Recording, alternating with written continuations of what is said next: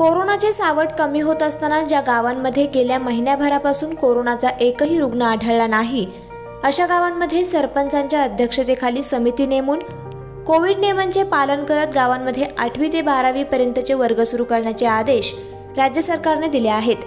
त्या आदेशानुसार बुलढाणा जिल्ह्यात 8वी ते 12वीचे वर्ग सुरू करण्यात आले आहेत। यावेळी जिल्ह्यामध्ये 8वी ते 12वी पर्यंतच्या एकूण 910 शाळांपैकी 316 शाळा प्रत्यक्षात सुरू झाल्या आहेत।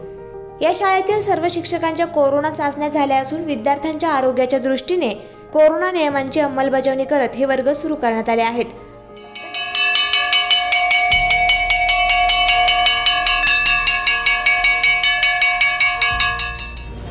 बुलढाणा जिल्ह्यामध्ये इयत्ता 8वी ते 12वीच्या एकूण 910 शाळा आहेत आणि त्यापैकी 316 शाळा अद्यापर्यंत सुरू झालेल्या आहेत।